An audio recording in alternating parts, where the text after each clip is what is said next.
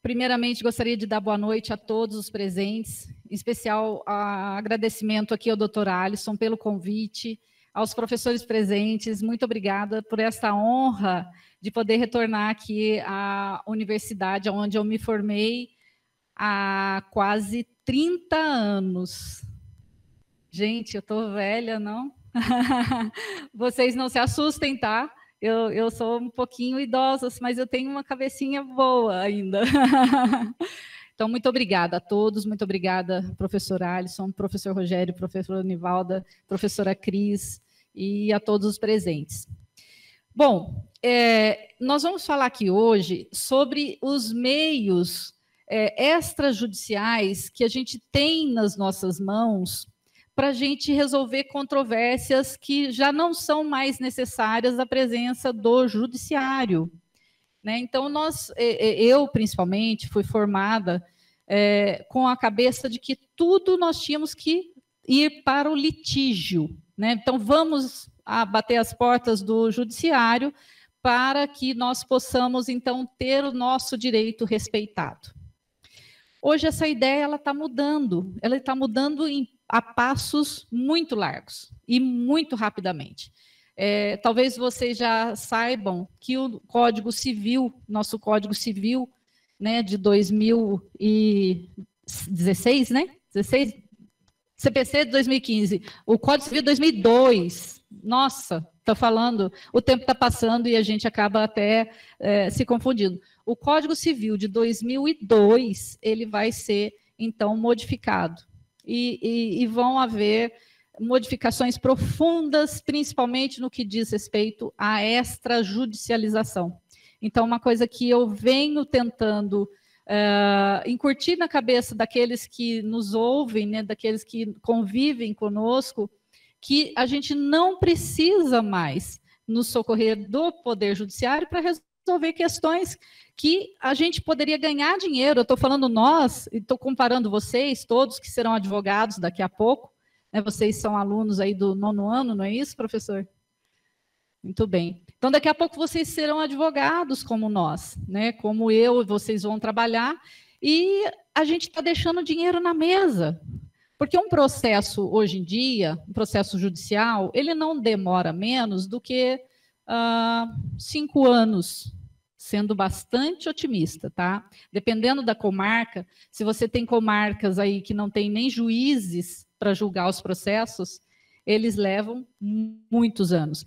E como nós também temos muitos recursos, né? Nós temos inúmeros recursos, esse processo pode chegar a 10, 15 anos, de repente, se ele for parar no STJ, no STF, e tiver alguma matéria lá que prendam a nossa defesa. Então, quando que nós vamos ganhar dinheiro? Então, nós precisamos ganhar dinheiro já.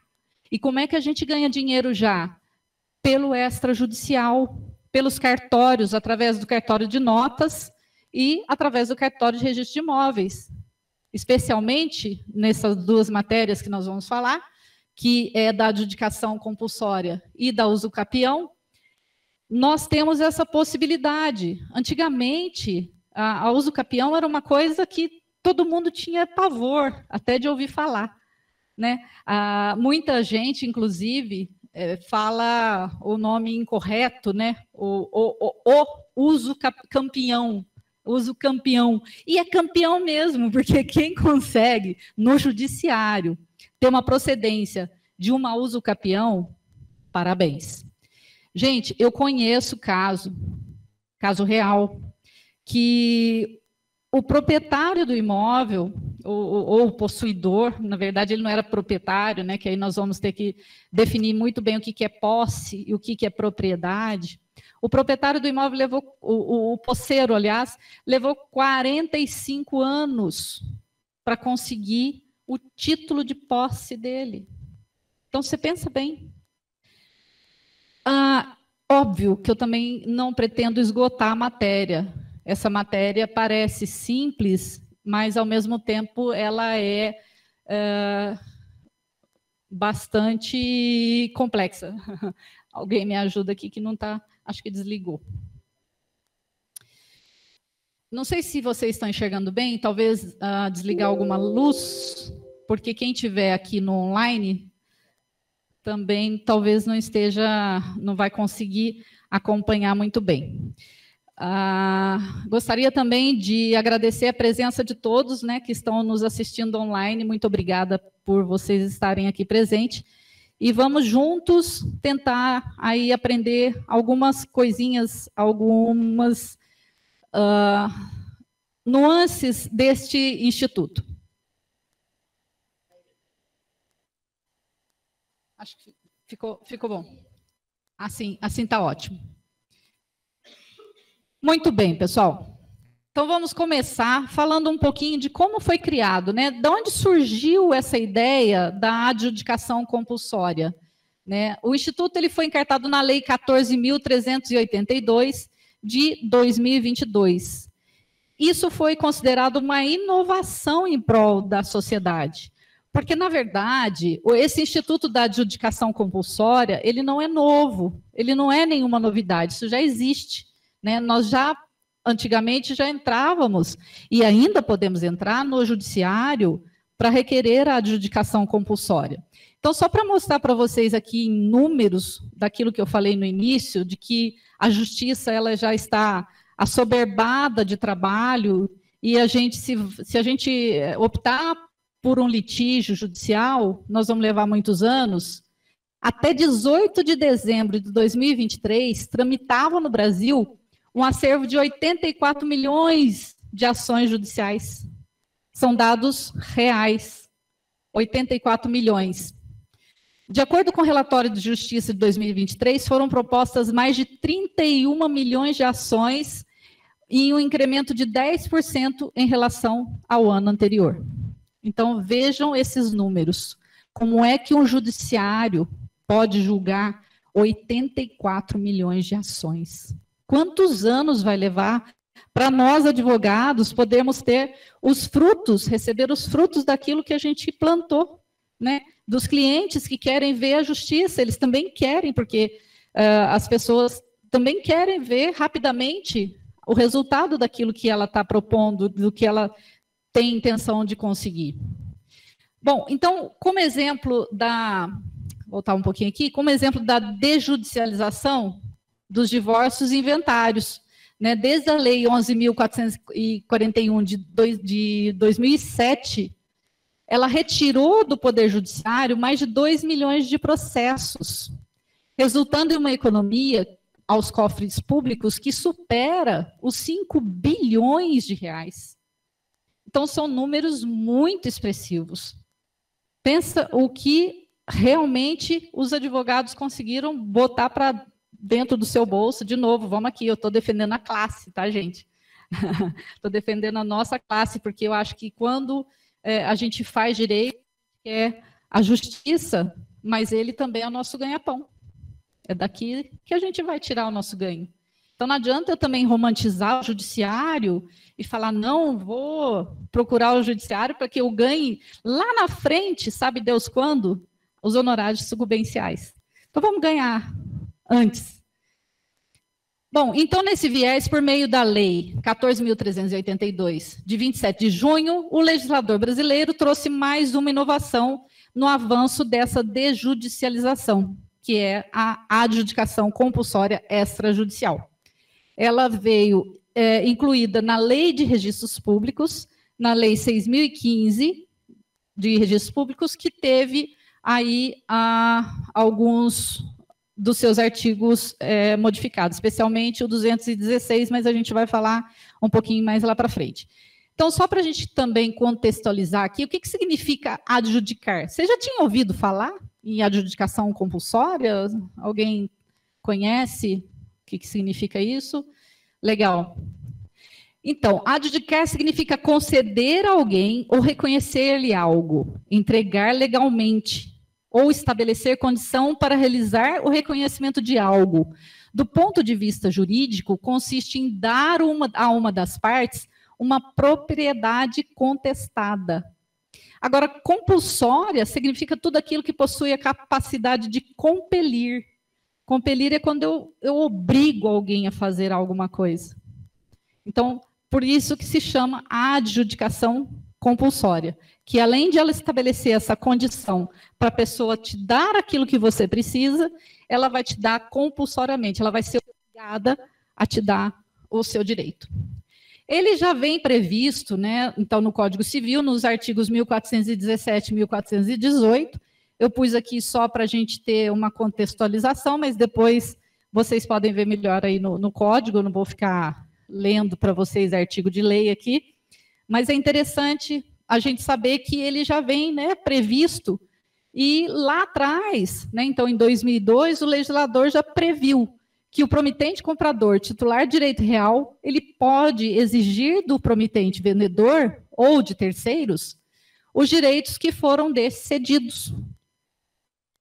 Então, note, lá atrás, em 2002, o legislador falou, opa, se eu comprei algo de alguém e esse alguém não me transferiu esse bem através da tradição, né, através da escritura pública e do seu consequente registro imobiliário, eu preciso exigir dele. Então, veja, nós sempre tivemos também a figura da uso capião, que nós vamos falar também um pouco mais à frente, que é um outro meio que nós podemos desjudicializar e regularizar imóveis. O procedimento, então, tratava exclusivamente pela via judicial. Atualmente, no Brasil, existem 30 milhões de imóveis sem regularização. Vejam que área rica que nós temos para explorar aqui.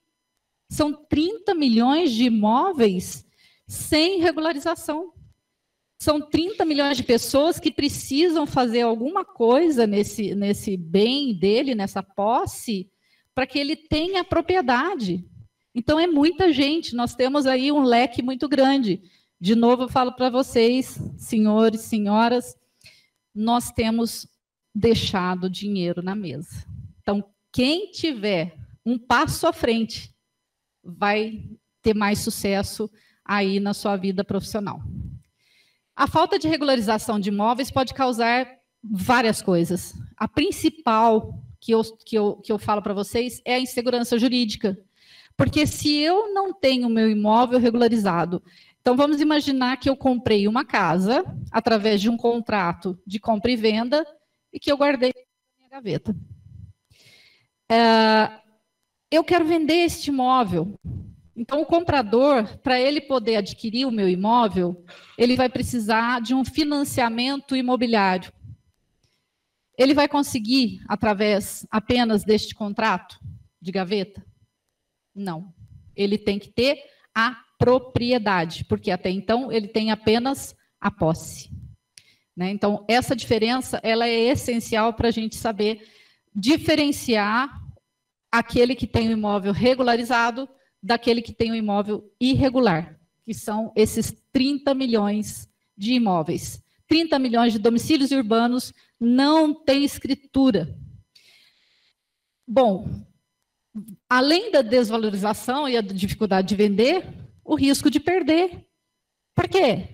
Alguém pode vir e pedir essa posse para ele, requerer essa posse através do quê? De um mau uso capião também. Ou a pessoa invade, ou a pessoa simplesmente fala que é dela, porque você não tem escritura, não está no seu nome.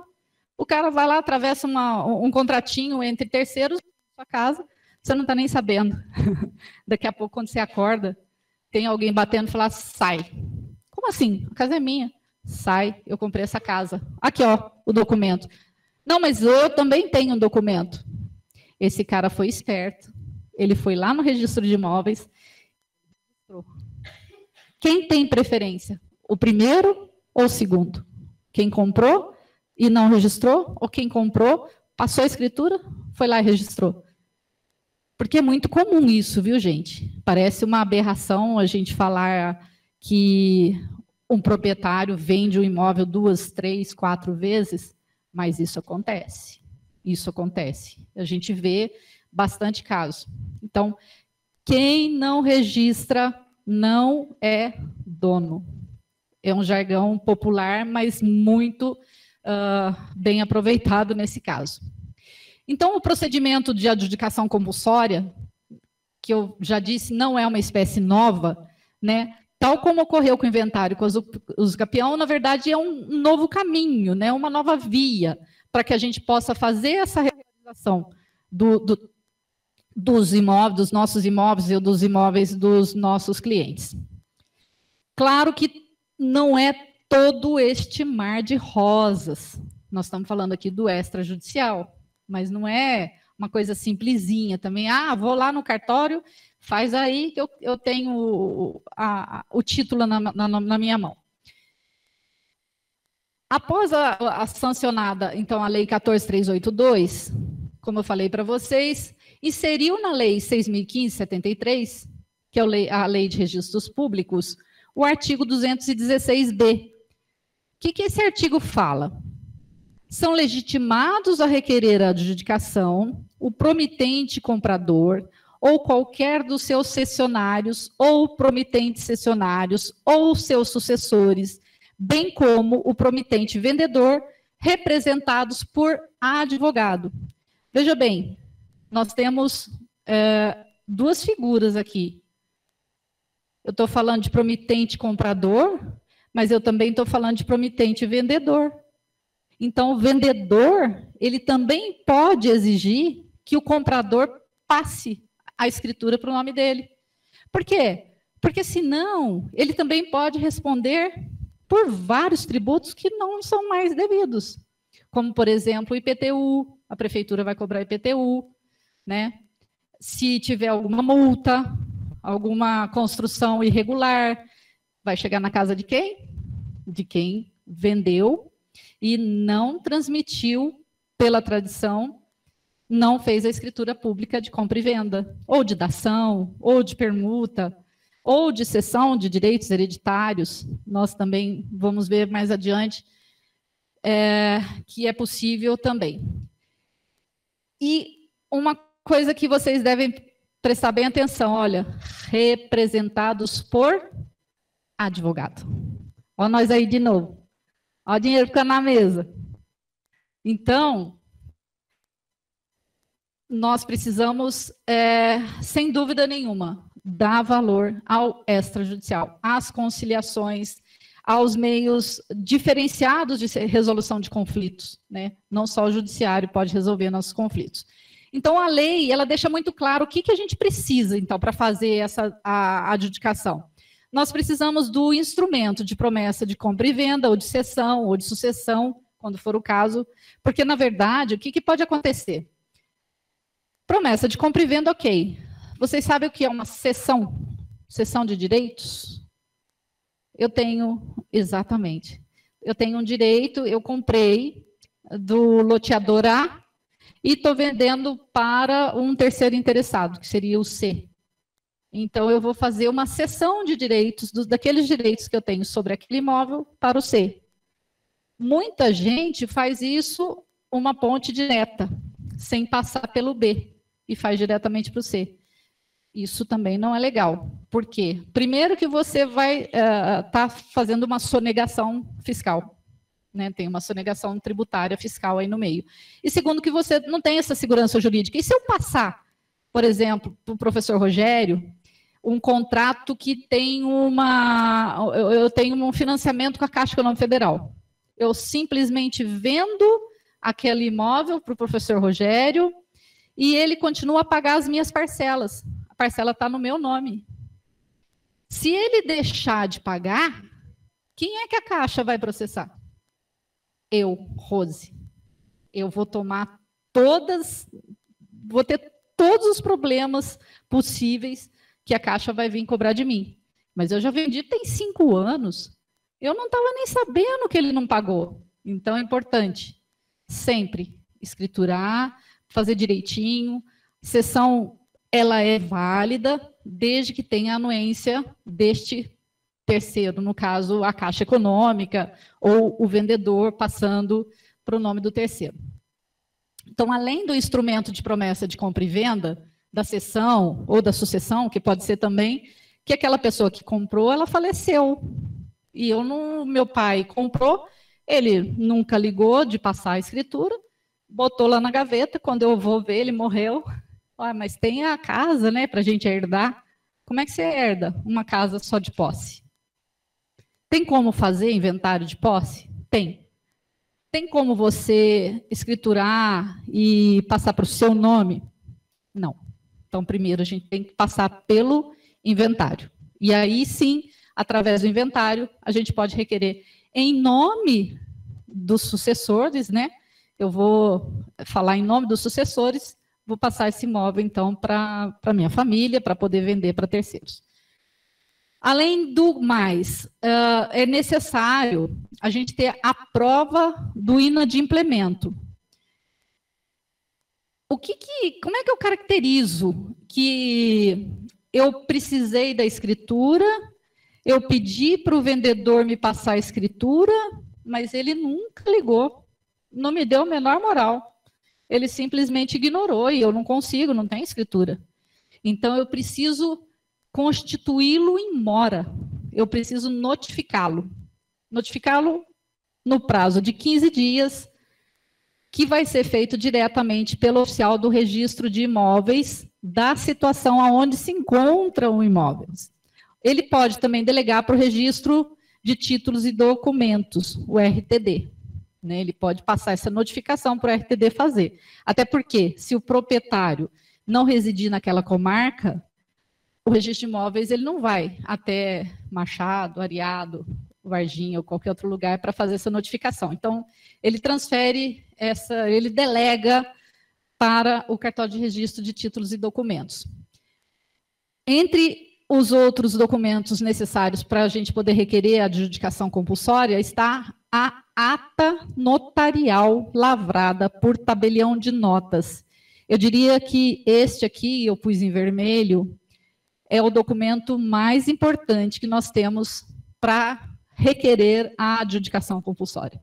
Sem a ata notarial, o cartório de registro de imóveis, ele nem vai olhar para o seu documento. A primeira coisa vai perguntar, cadê a ata? Vocês já ouviram falar o que é uma ata notarial? Eu, inclusive, vou dar um presente para vocês, tá? No final, quem me seguir lá no Instagram vai ganhar um exemplo de ata notarial, de como fazer uma ata notarial para requerermos a adjudicação compulsória. Tá bom? Mas a gente volta e se fala sobre isso. O que é essa ata notarial? Ela vai identificar o imóvel, ela vai identificar e vai qualificar quem são o promitente comprador, ou os promitentes compradores, seus sucessores, a prova do pagamento, como é que foi pago, como é que foi caracterizado esse inadimplemento. Então, você vai chegar lá para o cartório, né, a gente vai chegar no cartório de notas, que fique bem claro, cartório de notas é aquele cartório que a gente passa as escrituras, tá? Onde a gente faz autenticações, reconhecimento de firma, esse é o cartório de notas. Às vezes a gente se confunde, que são vários cartórios, né? Então, nós vamos chegar lá para o tabelião do cartório de notas e falar, olha, eu estou querendo entrar com uma adjudicação compulsória e eu preciso de uma ata notarial. O que o cartório vai fazer? Ele vai, então, sentar com você e vai falar, mas você procurou o proprietário? Procurei. Que jeito? Eu mandei uma mensagem lá para o compadre e o compadre falou que ele não vai passar a escritura, não. Tá, mas você documentou? Você fez isso de forma escrita? Não. Então, você faz. Manda uma cartinha lá para ele, por AR, e fala, olha, fulano, eu preciso que você passe a escritura para o meu nome, porque eu já quitei esse imóvel. Porque uma das condições também para a gente poder fazer a adjudicação compulsória é o comprovante de pagamento, tá? A gente tem que ter a quitação. Além de tudo, nós precisamos também tirar certidões dos distribuidores forenses, que demonstrem a existência de litígio envolvendo esse contrato, né? Vai que já existe também aí uma reintegração de posse, existe alguma ação de emissão de posse, várias ações, né, que nós podemos ter aí referente à posse. Então, não pode ter nada. Esse imóvel tem que estar limpo, as partes não têm que ter processos. Então, nós vamos tirar essas certidões, tanto na Justiça Federal como estadual. Nós temos que pagar o ITBI e nós temos que ter uma procuração com poderes específicos para entrar com essa adjudicação. Então, isso é o que diz a lei, tá? Então, tá lá. Se vocês forem ler o artigo 216b, isso está tudo descrito e não tem nenhum segredo. O deferimento da adjudicação independe do prévio registro dos instrumentos de compra e venda, de cessão, de qualquer que seja o instrumento. O STJ, ele já decidiu que não precisa esse documento estar registrado. Mesmo que eu tenha ele guardado lá na minha gaveta por anos, eu não preciso que ele esteja registrado para eu poder requerer a adjudicação compulsória. Bom, aí quando você apresenta tudo isso, vem aqui no parágrafo 3º e fala que o oficial do registro de imóveis da circunscrição, onde se situa esse imóvel, vai proceder ao registro do domínio. Então, aqui, até aqui parece que está bem fácil, né? Tá? Mamão com açúcar, né? Só apresento essa documentação lá para o registrador e ele faz o registro e sai do meu nome? Vocês acham que é assim? Não. Não. Não vai ser tão molezinha assim também, né? Nós vamos ganhar dinheiro, mas não é assim também, né, gente? Vamos trabalhar. Bom, o que aconteceu? Vamos voltar um pouquinho aqui, porque essa ata notarial, na lei original, no projeto de lei, ela tinha sido vetada pelo presidente da República. Só que ela foi derrubada depois, posteriormente, pelo Congresso e pelo Senado, e ela voltou a ser obrigatória. Então, com a derrubada do veto presidencial, 3 ajustes foram feitos nesse procedimento.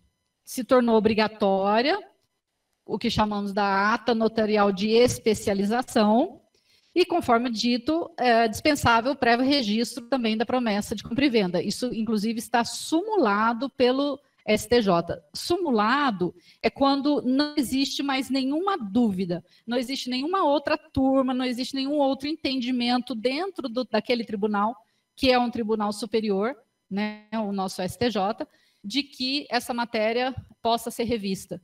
Não preciso ter este contrato registrado. Tá? Isso é muito importante a gente lembrar na hora de fazer o procedimento. Bom, enquanto o registro não ocorre, o alienante ele continua sendo considerado proprietário perante terceiros. Aquilo que eu falei, se ele quiser vender, ele vende. De repente, até os sucessores podem vender de boa fé ou de má fé, porque eles não sabem. Você imagina se eu recebo de herança do meu avô uma casa, eu vou tirar o registro para fazer o inventário e uma casa.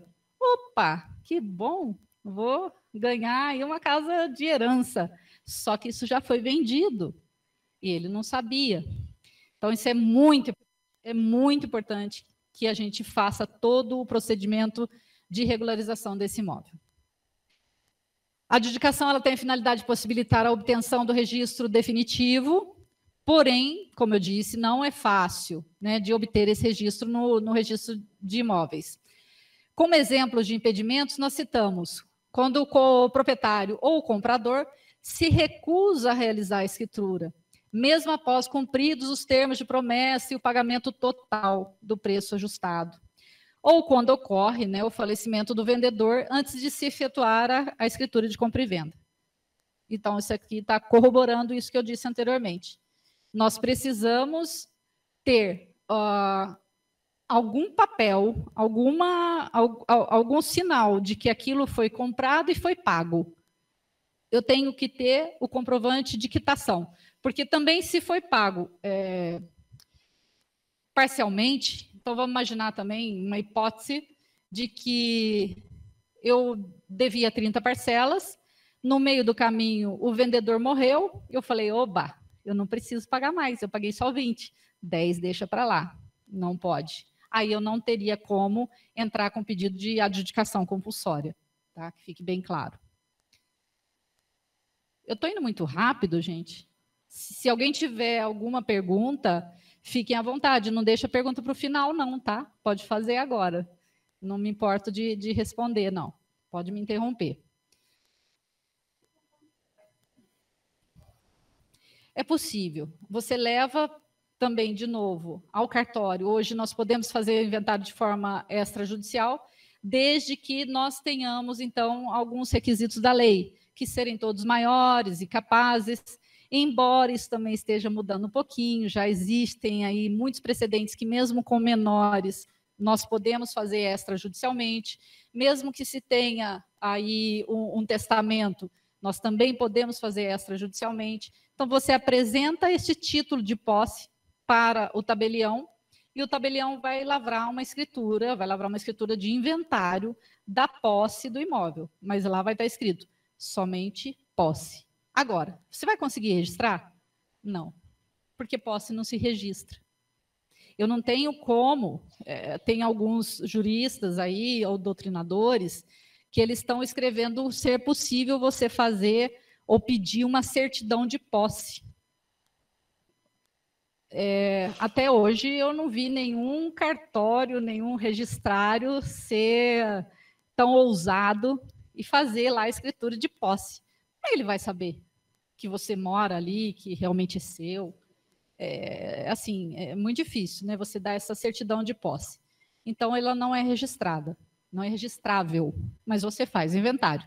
Aí você vem para o procedimento da adjudicação compulsória. Aí você chama os sucessores daquele falecido, da pessoa que era o proprietário, para eles virem passar essa escritura para você. Aí você regulariza. Aí fica bem mamão com açúcar, bem certinho. Assim, a gente não tem aí nenhum problema. Um minutinho, deixa eu te dar o microfone para o pessoal de casa ouvir também. Boa noite. Tive um caso no núcleo de um divórcio, inclusive, e elas são duas irmãs que comprou, né? Elas possuíam apenas a posse, mas ela tinha um documento comprovando a quitação, e, inclusive, o divórcio foi deferido desde que eu apresentei, porque a juíza, a princípio, pediu para emendar a inicial, por devido constar as duas irmãs no contrato. Mas aí eu consegui comprovar que houve o desmembramento na prefeitura, que tudo, aí foi deferido e saiu a sentença do divórcio. E eu até aconselhei que ela fizesse a adjudicação compulsória. Nesse caso, por possuir apenas um contrato, mesmo possuindo desmembramento, eu entraria com duas adjudicação ou apenas uma e já saía duas escrituras? Como é que é o seu nome?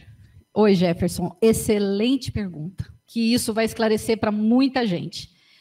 Nós não precisamos entrar com 2, 3, 4, 5 escrituras. Se duas pessoas são proprietárias, ali se constam como compradores, duas pessoas, ainda que não sejam irmãos, pode ser pessoas comuns, ou eu e você, nós vamos entrar com um procedimento só, bem simplificado, tá? Então, depois nós vamos ver também na uso capião, que também funciona dessa maneira. Se eu tenho várias pessoas ocupando o mesmo local, eu não preciso entrar com várias uso capiões. Eu entro com uma só, em nome de todos os proprietários. Claro que tem que ter um consenso, né, entre eles, tá bom? Mas obrigada pela sua pergunta. Bom, continuando, quem pode requerer, então, de novo, os compradores, os sucessores ou o promitente vendedor. Como eu disse, o vendedor também ele pode requerer que o comprador seja obrigado a passar aquela escritura. Eu quero que tire do meu nome. Eu vou fazer o mesmo procedimento lá perante o cartório, fazendo a ata notarial, para que isso seja possível.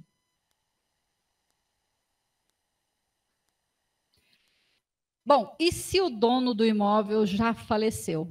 Eu acho que, de novo, vem de encontro a isso que a gente está falando. Se ele já faleceu, a via mais adequada, né? Ela, na verdade, ela poderá ser, a adjudicação poderá ser a via mais adequada para a transferência da propriedade do imóvel, quando existe contrato de promessa de compra e venda válido e regular, falecendo o alienante antes de otorgar a escritura. A lei também confere legitimidade para o pedido administrativo aos sucessores do promitente vendedor. Então, os sucessores também. Se ele quiser que você, comprador, transfira a propriedade, ele vai notificar esses sucessores. Pois não. Só um minutinho, deixa eu te dar o microfone para o pessoal de casa ouvir. Se o falecido, por exemplo, ele fez um testamento antes de morrer, constando essa promessa de compra e venda, é válido o testamento? Não tem vício? Os sucessores vão pegar esse testamento e vai ter mais força ainda perante essa... Mesmo antes de registrar? Sim. Por quê? Porque nós estamos falando apenas de posse. Então...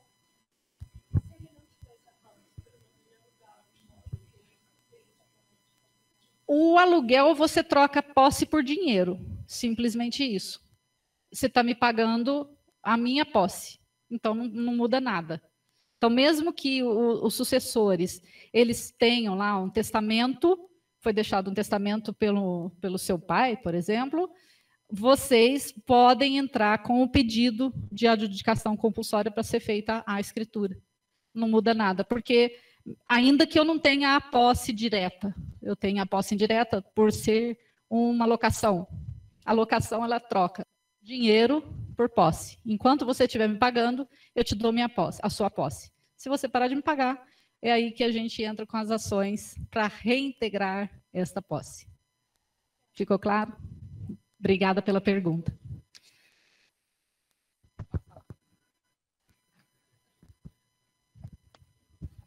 Rose, é muito comum a informalidade, né, na compra e venda, ainda mais no interior, lá na minha cidade. O comprovante de pagamento seria um pressuposto, assim, para entrar com a adjudicação?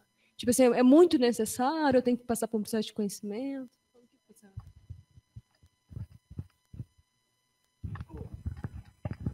Pessoal, não sei se vocês ouviram bem, mas como é que você chama? Lourdes. A Lourdes fez a seguinte pergunta. Para eu ter esse comprovante de quitação, eu preciso necessariamente ter um recibo? É isso, Lourdes? Não, não é necessário. Você pode provar de outras maneiras. Vamos imaginar que eu troquei uma mensagem pelo WhatsApp com o comprador, com o vendedor. Olha, terminei de te pagar, está aqui o comprovante do depósito. E ele não me deu um recibo formal. Ele simplesmente falou, tá ok, tá pago, tá tudo certo. Isso serve como prova. Troca de e-mail. Eu também posso comprovar através de troca de e-mail. Né? Eu troquei e-mail, olha, tá aqui, acabei de quitar o imóvel, tá tudo certo. Isso também serve como prova. Então, não necessariamente tem que ser um recibo, mas necessariamente tem que ter quitação. Eu tenho que ter quitado. E eu tenho que ter o ok da parte contrária. Nós vamos chegar lá, porque, na verdade, tem alguns outros requisitos que nós vamos ver o que eu preciso para chegar, para comprovar isso tudo também que eu estou falando aqui. Bom, quais são esses requisitos? São, em tese, apenas 3. Quem quiser também, depois desse material, eu posso disponibilizar para vocês, tá? É só pedir lá no Instagram que eu estou ficando boa nisso. Eu mando. Se não der certo, eu mando pelo WhatsApp. O que nós precisamos? A existência de provas de quitação legítima do imóvel, o contrato ou promessa de compra e venda, a famosa PCV, né, promessa de compra e venda, dação em pagamento ou outro documento.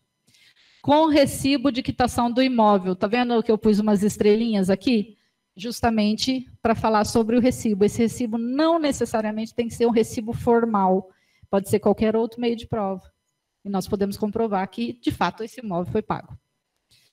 A inexistência de previsão do direito de arrependimento no contrato, se, por acaso, ele ainda estiver vigente. Sabe aquela famosa cláusula lá que a gente confessa que esse contrato é de forma irretratável, irrevogável? Por isso a importância. Vocês estão vendo? Parece bobagem, né, quando a gente faz contrato. Por que eu estou pondo isso? Não faz o menor sentido na minha cabeça. Não fazia, se não fazia, agora fica fazendo. Por quê? Se eu tiver previsão de arrependimento, se eu puder voltar atrás, se eu puder devolver esse imóvel, se alguma coisa, alguma questão, ali alguma cláusula resolutiva, ficar decidido que eu posso retornar e eu posso te devolver o imóvel, eu também já saio fora da adjudicação compulsória. Existência ou recusa ou impedimento para a obtenção da escritura. Vamos passar para o próximo, que a gente vai ver, senão eu começo a atropelar os meus próprios slides aqui. Eu acho que fica legal a gente colocar visível, porque eu, pelo menos, sou muito visual. Então, quando a gente olha, a gente consegue contemplar ali toda a situação. Então, vamos lá. Respondendo a sua pergunta ali, Lourdes. A comprovação de quitação não precisa ser necessariamente por termo ou recibo. Pode ser realizada, por exemplo, através de mensagens, meios de aplicativos ou e-mails, já que a lei não traz nenhuma previsão expressa em relação a esse comprovante. O que eu tiver está valendo. E nós temos os procedimentos. Como tudo no direito, nós temos procedimentos a seguir, o passo a passo, né, aí o step by step, para que a gente possa entrar com esse pedido perante o cartório de registro de imóveis. Que fique bem claro, este pedido será feito diretamente no cartório de registro de imóveis, não é no cartório de notas. O cartório de notas vai fazer o quê? Ata notarial, tá vendo? Já aprenderam.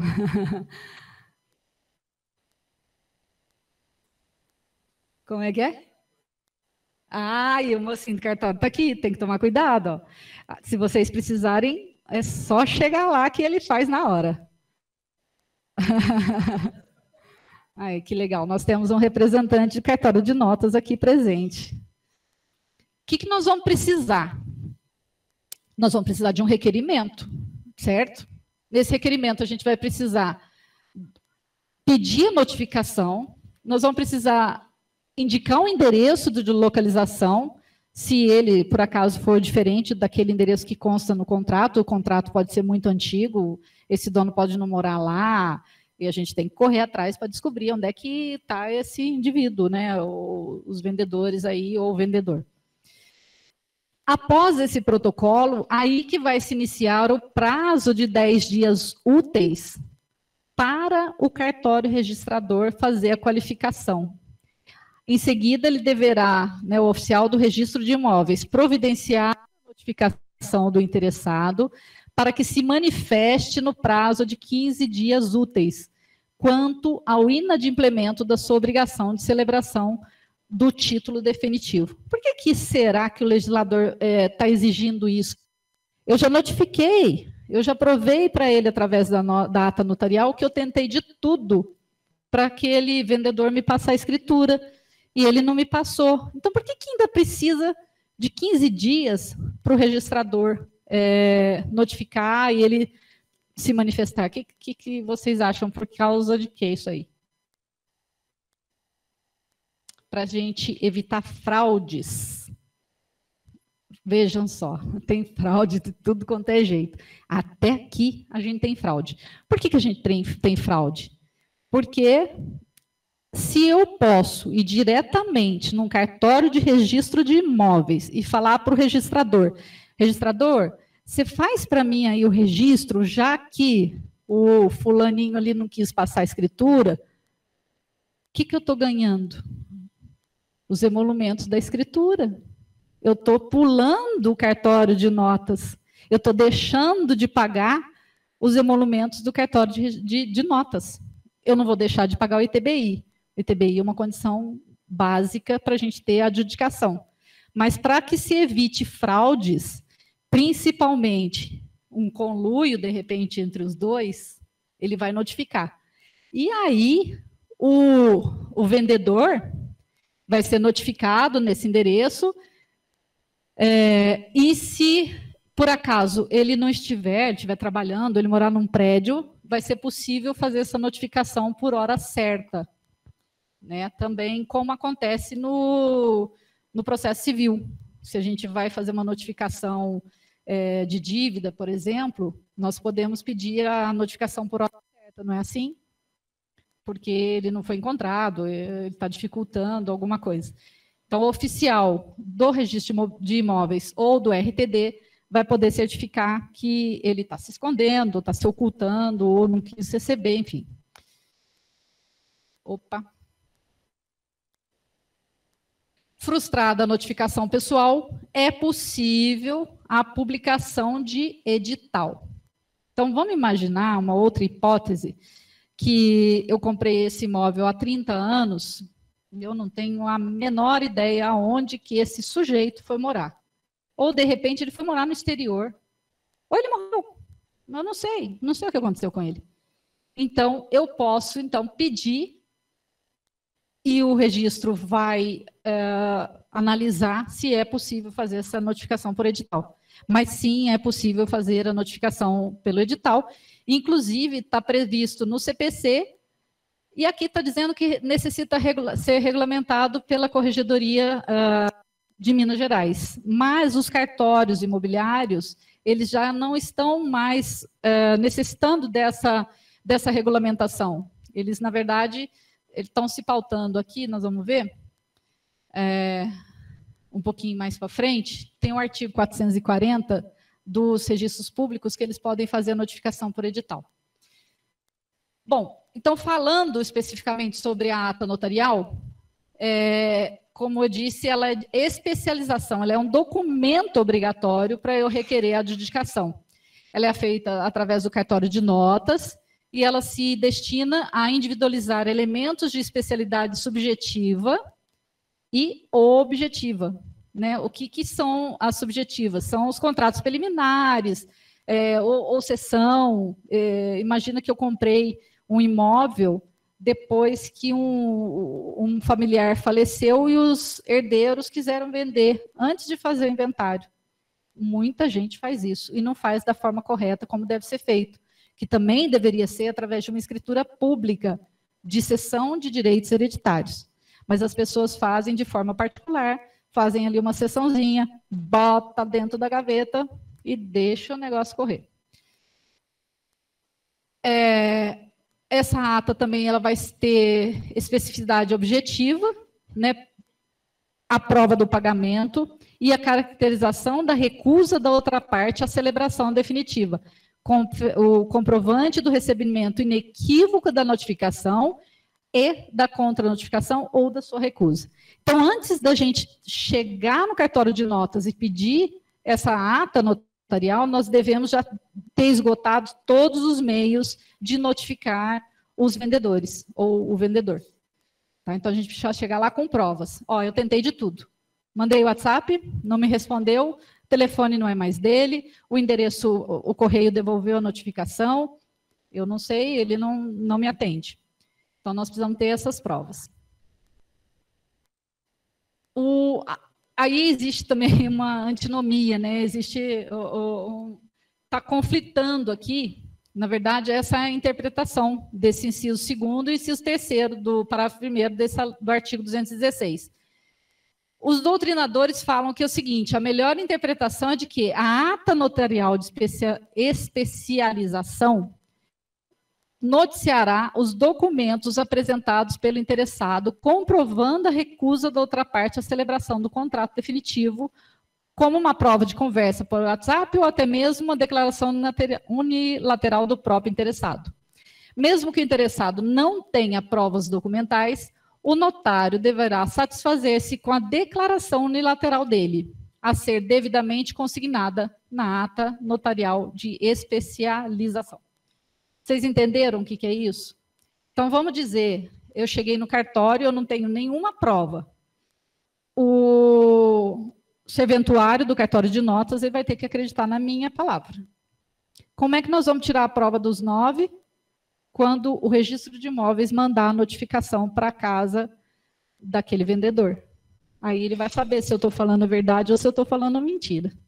Então, e quando houver a concordância do vendedor? Então, o vendedor foi notificado, ele concorda, beleza. O que vai acontecer? O registro vai fazer o registro desse imóvel?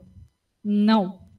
Ele vai fazer o seguinte, o expediente deverá ser findado e a demanda transferida ao tabelião de notas para que lavre a escritura pública definitiva de compra e venda, conformando o negócio jurídico compromissado. Então, voltamos àquilo que eu falei. Para se evitar a fraude, eu não posso pular etapas. Eu tenho que ter os princípios básicos ali, todos sendo cumpridos. Então, eu preciso passar a escritura definitiva.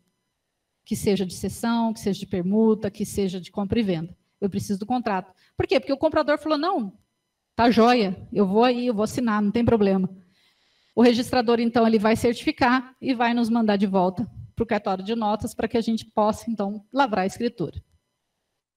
Assim, a própria lei já traz esse requisito. Em leitura ao contrário, significa dizer que, se em 15 dias o proprietário concordar, perece o procedimento de adjudicação e deve ser formalizada a escritura pública.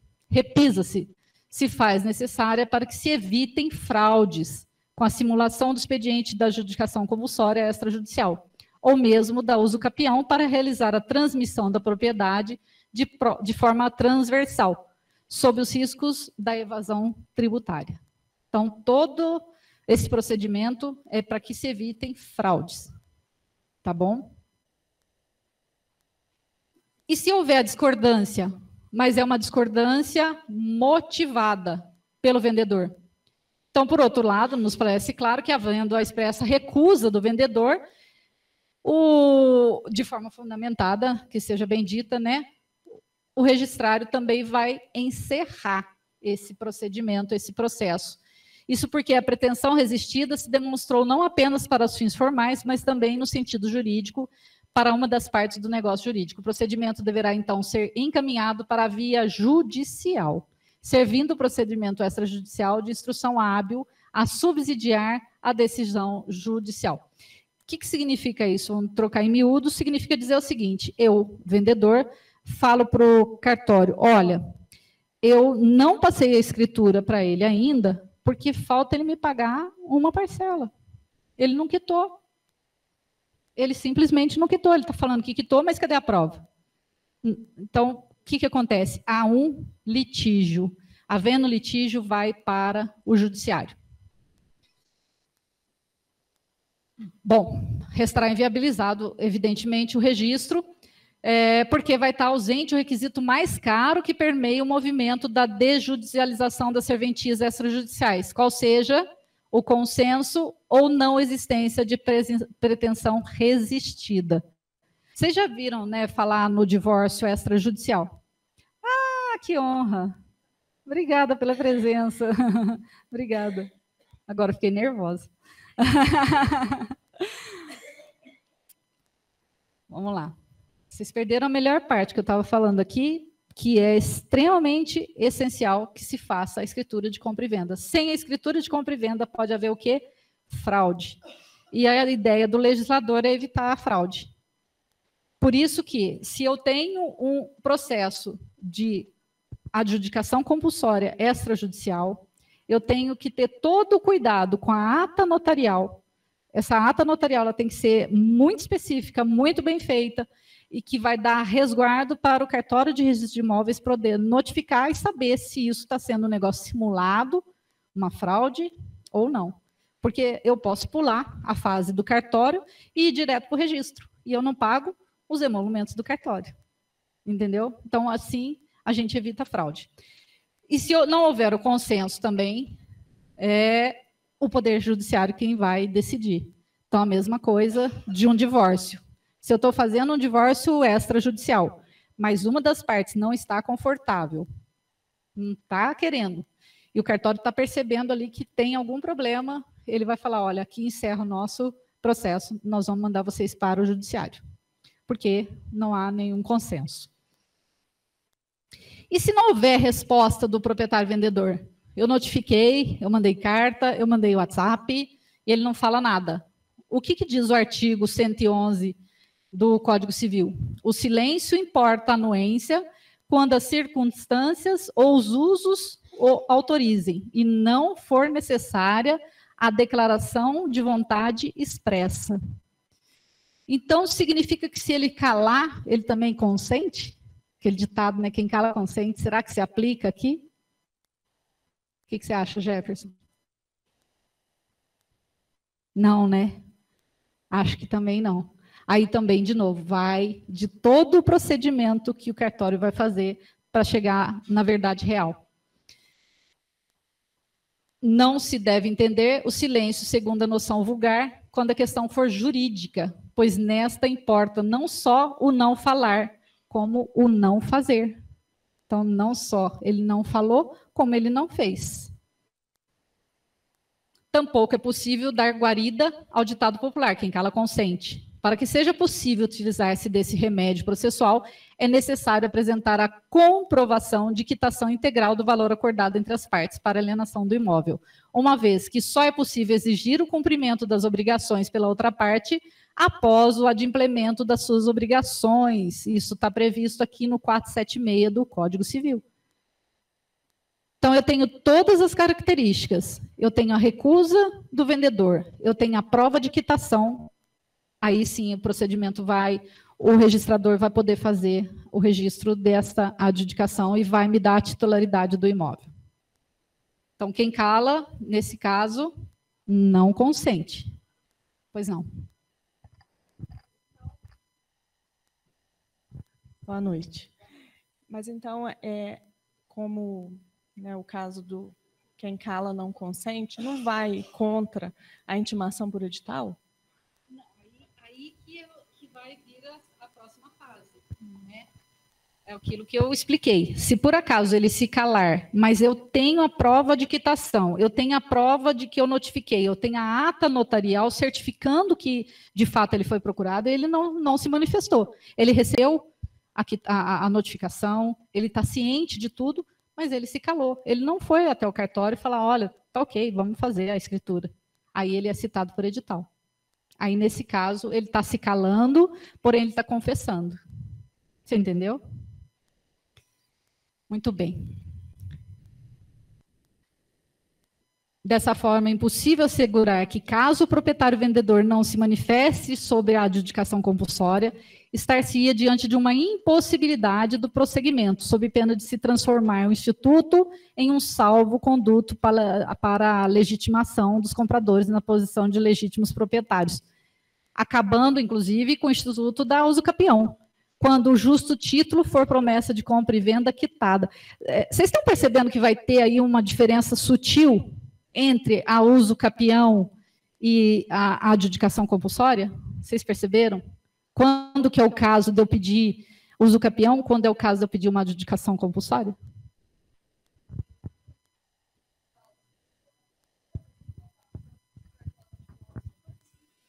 Não. Aí nós estamos falando diante não de uma fraude. Por quê? Porque foi comprovado que eu quitei. Eu tenho um dos requisitos. Foi comprovado que eu notifiquei, ele recebeu a notificação, ele não está sumido, ele existe, eu tenho a quitação. Ou mesmo que ele não exista, vamos imaginar que seja uma empresa que me vendeu. Essa empresa quebrou. Ela teve uma falência, ela sumiu no mapa, ela não existe mais, ela está inativa na Receita Federal. Eu também tenho a comprovação, eu paguei, eu quitei, eu vou ter direito a fazer a adjudicação, porque aí não é fraude. Fraude seria no sentido de que a gente percebe, o cartório vai perceber, que você recebeu a notificação, você está ciente, você tem total certeza de que aquilo não foi feito de forma legal, porém as partes estão macumunadas ali para burlar o fisco e o cartório de notas. Então, aí a gente prova. A diferença ela é sutil.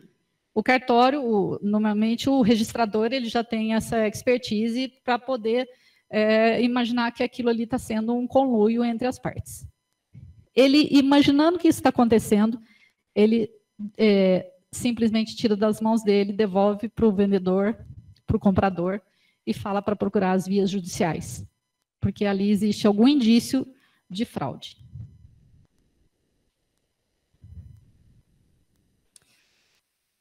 Bom, e nós temos aqui a comprovação de impossibilidade de manifestação do vendedor. Esse exemplo que eu acabei de dar, uma empresa que entrou em falência. A primeira hipótese, no caso, seria a morte ou declaração de ausência do promitente vendedor. Se o cara morreu, ele não vai mesmo aparecer, né? Tomara que não, né? Não vai dar muito certo. Tomara que não apareça. Tendo sido comprovado o pagamento do imóvel em sua integralidade antes da morte isso aqui é muito importante, tá? antes da morte do vendedor, ou declaração de ausência, também, nesses casos, caiu o avião. Caiu o avião, o cara não tem uma certidão de óbito. Normalmente as pessoas demoram, acho que 10 anos, né? Para ter uma certidão de óbito quando você... É isso, professor Alisson? 10 anos para você ter uma certidão? Pode chegar até 20, né? Então, aí é ok, ele tem uma declaração de ausência. Ele tem uma declaração de ausência. Se ele está ausente, ele não pode mesmo aparecer. Eu tendo a quitação, eu também consigo fazer a adjudicação compulsória.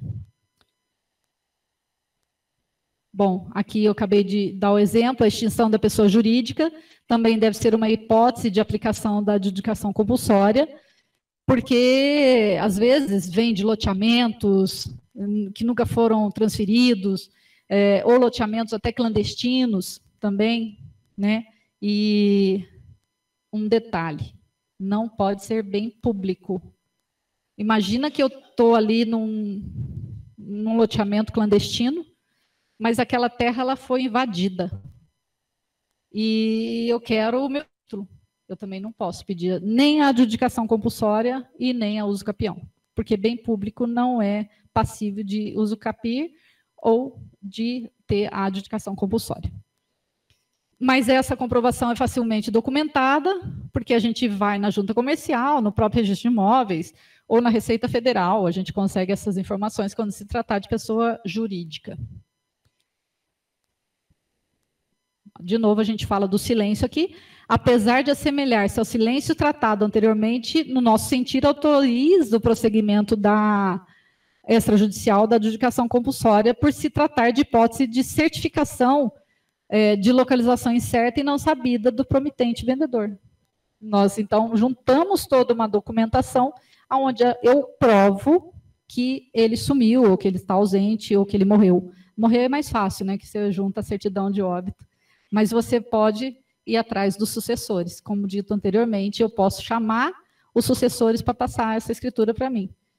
Ainda que ele não tenha feito inventário, a gente pode fazer o inventário, mais um jeito aí do advogado ganhar dinheiro. Olha só que legal.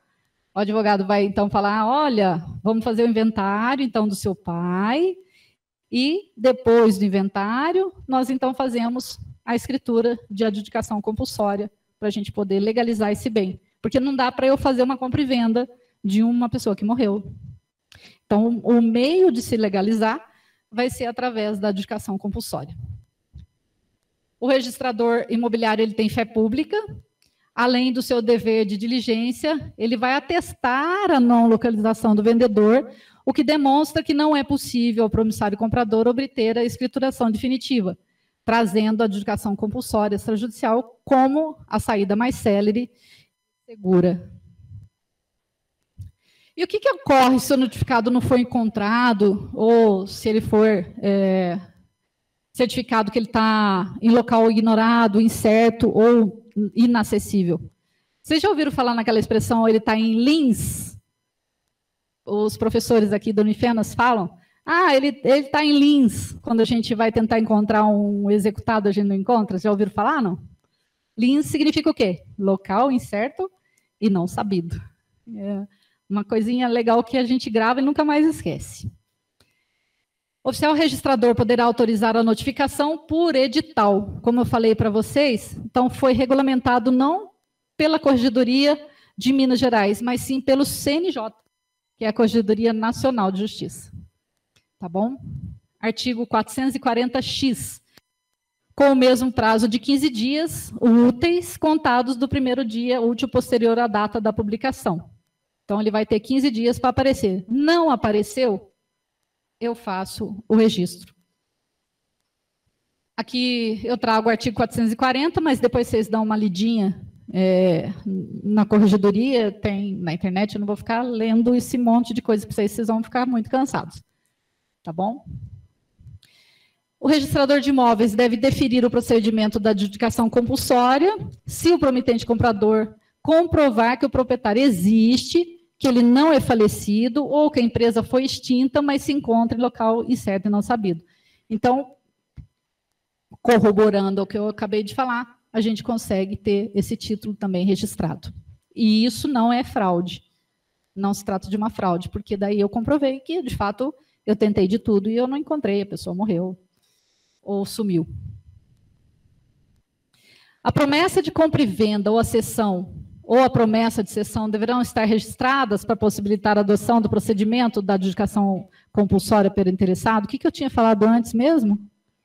Não é necessária. Isso está sumulado pelo STJ. Então, eu não preciso que esse contrato de gaveta, estamos chamando de contrato de gaveta, esteja registrado. Ele não é uma condição para o processamento do pedido e do prévio registro do contrato. Bom, aí aqui tem as jornadas do Código de Direito Civil e tudo mais que chegaram a esse consenso. Então, não é uma coisa que saiu da cabeça do registrador, tá? Isso veio sendo objeto de estudo aí de muitos anos. Atende-se que o caput do 216 e o seu artigo 2º da Lei de Registros Públicos não indicam promessa de compra e venda ou cessão registradas. Então, nós não precisamos registrar. De que modo será materializada a adjudicação compulsória, então? Ela pode ser utilizada para o promitente vendedor que deseja transferir a propriedade e o promitente comprador não está aceitando recebê-la. Então, de novo, eu sou dono de um loteamento, eu vendi 100 lotes. O comprador quitou, ele nunca foi fazer escritura, ele nunca foi registrar o terreno. Quem está pagando os IPTUs? Eu, loteador, e isso custa caro. Então, do mesmo modo que o promitente vendedor, comprador pode pedir, pode pedir a adjudicação compulsória, o vendedor também pode. Ele também pode chamar, ele também vai fazer o mesmo procedimento para chamar, para que ele compareça para outorgar a escritura pública.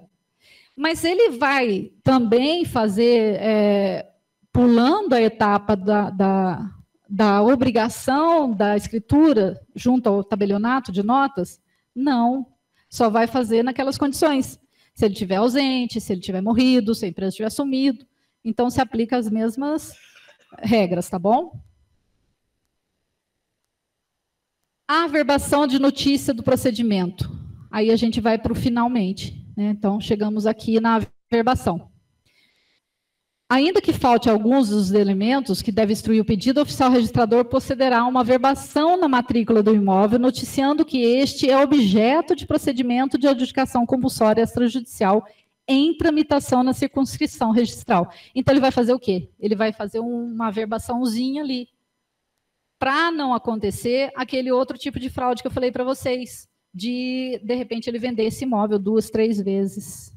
Então, eu já registro para que ele tenha segurança jurídica a partir daquele momento. Ainda que não seja finalizado, mas ele já vai fazer essa anotação. Após a tramitação e com a apresentação de toda a documentação pela lei, né, exigida, o oficial de registro de imóveis da circunscrição onde se situa o imóvel elaborar o despacho com deferimento fundamentado. E a gente tem que apresentar a guia do ITBI paga. Então, temos que pagar o ITBI, Imposto de Transmissão, né, de Bens. E assim ele vai proceder o registro do domínio em nome do promitente comprador, servindo de título referido despacho em conjunto com a ata notarial. Vocês estão vendo quantas vezes a gente falou da importância dessa ata notarial? Ela é o documento mais importante que a gente tem. Porque se o cartório fizer essa ata de forma contundente, não há muito o que se fazer lá no registro de imóveis para o registro desconfiar que aquilo ali não está sendo verdadeiro. Então, é um trabalho conjunto entre os dois cartórios.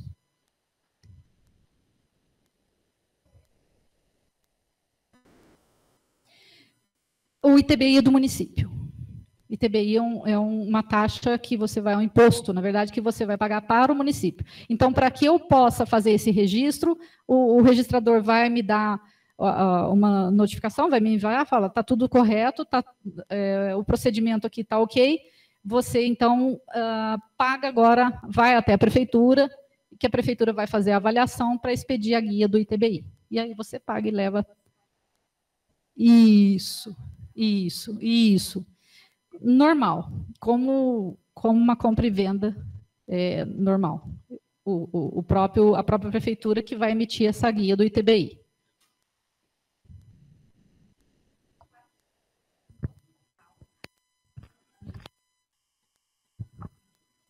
Por exemplo, eu tenho um imóvel, faço a escritura dele em Fama e eu registro em Alfenas. Por que, tipo assim, essa permissão?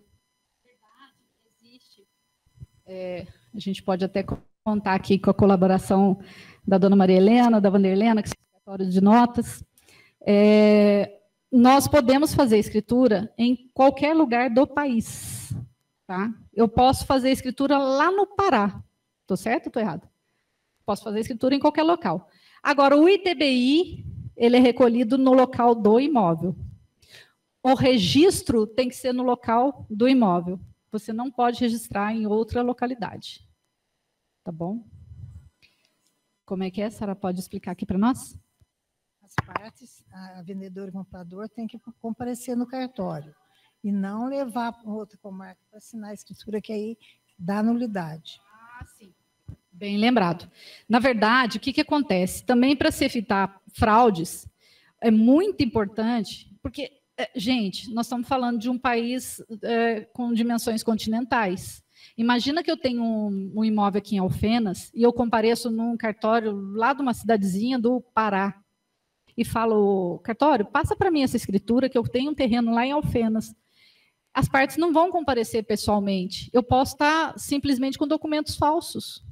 E eu estou ali cometendo um crime. Então, é muito importante que seja no local do imóvel que as partes compareçam ao cartório de notas para que não haja esse tipo de fraude.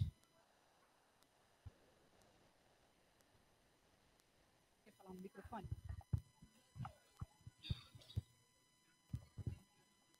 Tive um processo que eu encontrei um imóvel em Alfenas, e a pessoa foi em outra cidade, fez a escritura, entendeu? Tipo, fraude na execução. Mas quando ele foi para outro lugar para fraudar. É por isso que eu falei. É importante que as partes compareçam no local do imóvel. Que o dono e o comprador estejam presentes na frente do tabelião, que tenha fé pública para certificar de que aqueles que estão ali presentes são, de fato, os vendedores, porque pode acontecer muita fraude. Né? Nós, infelizmente, temos esse defeitinho aí de... Aqui, pessoal, eu fiz um resuminho bem interessante, através desses desenhos, com as regras da adjudicação compulsória. Depois, como eu falei para vocês, eu disponibilizo esses slides. E aqui tem o passo a passo, o que a gente precisa fazer. Então, a ata notarial, as notificações, se tiver anuência, o que acontece, né? Situação 1, se tiver impugnação, né, que é a contestação, não, ele não pagou, falta pagar, então vai para a situação 2, ela vai ser rejeitada ou vai seguir para o juiz. O silêncio pode implicar na presunção da veracidade, né? Aqui a qualificação da rejeição da impugnação, né, quando o silêncio leva à qualificação do procedimento. Por que esse silêncio? O silêncio se deu porque ele morreu ou porque ele não quis comparecer? Se ele morreu é um caso, se ele não quis comparecer, o cartório para ali o processo e segue para o judiciário. A qualificação e a decisão. Então, o oficial de registro de imóveis, em 10 dias úteis, defere ou rejeita. Se deferido, ao recolhimento do ITBI, sob pena de extinção, ou o prazo é prorrogado se houver justo impedimento, eu estou doente, eu estou internado, sei lá, alguma coisa aconteceu. E, finalmente, temos o maravilhoso registro, o perseguido registro. Mas vocês estão percebendo que, embora tenham muitos procedimentos e você tem que comprovar tudo isso, quanto tempo leva esse processo aqui no judiciário? Não é fácil, 5, 6, 7 anos. No cartório de notas e no cartório de registro de imóveis, tem os prazos. 10 dias, 15 dias, 1 mês, você tem um registro de imóvel. Então, não vamos deixar dinheiro na mesa, pessoal. Vocês que estão se formando aí, ó, o extrajudicial é vida.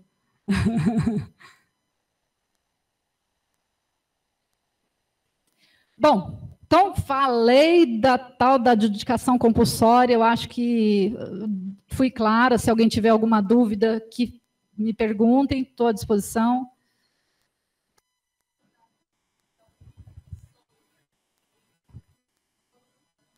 Não, nenhuma. Não, não tem. Inclusive, já dando um spoiler aí para vocês, como eu falei, o Código Civil vai mudar. Hoje nós temos na lei que imóveis até 30 salários mínimos não necessitam de escritura pública. Com o novo Código Civil, isso vai acabar. Eu vou pagar igual quem compra um imóvel de 1 milhão? Não. Vai ser uma tabela, claro, abaixo, mas não vai mais ser possível não ter escritura.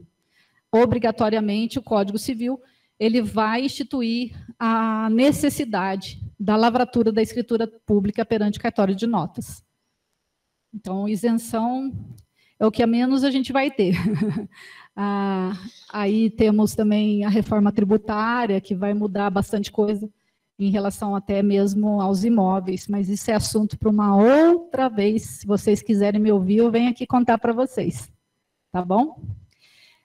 Bom, então outro meio da gente fazer essa regularização imobiliária é através da uso capião. Aquela que eu falei para vocês, é uso campeão, porque é campeão quem consegue isso no judiciário. Gente, é um processo que, vou te falar, não é de Deus, não. É um negócio maluco. Eu já tive situações de ter feito aí uma uso capião, foi até uma coisa que eu fiz de coração, uma família que realmente tinha esse direito, e eu fiz de forma aí de ajudá-los. Mas, enfim, levou muitos anos. O juiz, inclusive, se ele tivesse, acho que champanhe, ele teria aberto ali para nós quando acabou o processo. Ele mandou até oferecer água. Falou, acabou, graças a Deus. Então, nós temos a uso capião. Por que o direito da uso capião existe? Ela é baseada na onde? Na Constituição Federal. A propriedade atenderá à sua função social. Esse é o ponto crucial da uso capião. Não é qualquer um que pode pedir uso capião, não é qualquer situação que eu possa entrar com a uso capião. Então quer dizer que eu moro aqui nessa casa há 200 anos, eu vou pedir uso capião, eu vou conseguir. Se você cumprir os requisitos da lei, sim. Se não, não. Ou senão a gente tem a adjudicação compulsória. Então, a diferença entre os dois institutos, ela é bastante sutil, mas vocês vão ver aqui que, na verdade, eles se congregam. Um vai para um lado, outro vai para o outro. Esse princípio defende que nenhuma propriedade privada deva ficar abandonada e sem um destino adequado, que dê alguma função útil àquela propriedade a alguém ou à sociedade. Então, quando a gente tem um bem imóvel, nós devemos cuidar dele. A gente precisa ficar de olho, a gente precisa ir lá, ver se está capinado, ver se a casa não está abandonada, se tem alguém morando. A gente precisa cuidar, é nosso. Agora, se você abandona e uma pessoa mora ali durante o prazo necessário, ela vai ter o direito de usucapi, né? A usucapião também se apoia no Código Civil 2002, no artigo 1228. Parágrafo 1º diz: o direito de propriedade deve ser exercido em consonância com as suas finalidades econômicas e sociais. De novo, a função social aqui do imóvel é o centro, o coração do pedido de uso capião. Isso quer dizer que terrenos abandonados, residências desocupadas, os latifúndios largados apenas para especulação imobiliária, né? Tem gente que fala, deixa aí, isso vai ficar por anos e vai valer muito mais. Ele não está cumprindo a função social. Então, ele também pode perder, pode ser adquirido por uso capião. A uso capião feita diretamente no cartório de imóveis. Antigamente, isso não se podia nem imaginar que podia falar, né? Aquele processo lento, trabalhoso, custoso. Normalmente o advogado não ganha um centavo durante esse procedimento. Fica ali anos trabalhando de graça, para um dia sequer, de repente, se Deus ajudar, a gente receber. Hoje mudou. De novo, o artigo 216-A, nós falamos do 216-B, nós vamos falar do 216-A. Ele fala o seguinte: sem prejuízo da via jurisdicional, é admitido o pedido de reconhecimento extrajudicial de usucapião, que será processado diretamente perante o cartório do registro de imóveis da comarca em que estiver situado o imóvel usucapiendo. O que eu preciso? A nossa ata notarial. Essa menina, ela é essencial em tudo. Então, de novo, precisamos procurar um cartório de notas, elaborar uma boa ata notarial para que a gente possa atestar o tempo de posse, os antecedentes, antecessores, enfim, conforme o caso e as circunstâncias. Nós vamos precisar também da planta e do memorial descritivo assinado pelo profissional, né? No caso aqui seria o engenheiro. A prova de anotação da responsabilidade técnica, que é o ART, e pelos titulares dos direitos reais e outros direitos registrados ou averbados na matrícula do imóvel. Isso aqui é um contrassenso, porque a lei diz que eu preciso também que o proprietário concorde comigo. Você acha que a gente consegue? Difícil, né? Só que a lei ela foi muito mais inteligente do que a gente possa imaginar. Porque ela fala o seguinte: se eu tiver justo título ou quaisquer outros documentos que demonstrem a origem, a continuidade, a natureza e o tempo da posse, como o pagamento de impostos, das taxas, eu planto ali, eu cresci ali, meus avós cresceram ali, eu tenho fotos antigas daquele local, eu preciso da anuência do dono? Não. Por quê? Porque eu preencho outros requisitos. Então, há um contrassenso na lei, mas, na verdade, ela caiu meio que em desuso. Eu posso fazer a usucapião diretamente perante o registro de imóveis, sem necessariamente ter a anuência do proprietário. Bom, essa possibilidade, ela veio através do provimento 65 do CNJ. Então, aqui eu trago para vocês o provimento 65, que estabelece as diretrizes para os procedimentos da usucapião. Então, ela é uma lei extensa, tá? Esse provimento é grande, deve ter umas 5 páginas, mais ou menos, e ele descreve o passo a passo do que nós precisamos, nós advogados, tá, gente? Sempre lembrando, a parte não pode fazer isso sozinha. Ela depende do advogado atuando junto. Então, depois, vocês deem uma lida para vocês entenderem o que eu estou falando. Popularmente é vinculado a questões envolvendo imóveis rurais, posseiros ou invasores, o processo de usucapião é, no entanto, importante medida judicial que possibilita a regularização de imóveis rurais e urbanos, geralmente irregulares por estarem nas seguintes situações: os imóveis adquiridos há muitos anos, por contrato particular, de pessoas falecidas ou desaparecidas. Está vendo que é a mesma questão da adjudicação compulsória? O que muda? Por que eu preciso de um e o que eu preciso do outro? Qual que é a diferença de eu entrar com um ou com o outro? Tem uma coisinha, se alguém prestou atenção, vocês vão saber. Perfeito, Jefferson, parabéns. Esse cara, ele é bom, hein? Você vai longe, Jefferson. Você vai longe, cara. Exatamente isso. Aqui, eu não preciso do recibo de quitação. Aqui eu posso entrar direto. Eu tenho a posse, eu tenho um justo título, eu tenho contrato. Justo título é o quê? Um contrato qualquer que eu tiver. Uma folha de padaria até pode ser. Mas eu não preciso da quitação. Então, aí que está a diferença para a adjudicação compulsória. Imóveis adquiridos apenas... a resposta estava aqui, estava fácil, hein? Sem recibo de pagamento. Até imóveis adquiridos sem contrato escrito, pode ser contrato verbal, imóveis adquiridos por doação não formalizada e imóveis adquiridos por abandono do proprietário. Como é que funciona a usucapião? O primeiro requisito para que seja possível a abertura de uma usucapião é que a pessoa possua o imóvel como seu. Eu sou dono.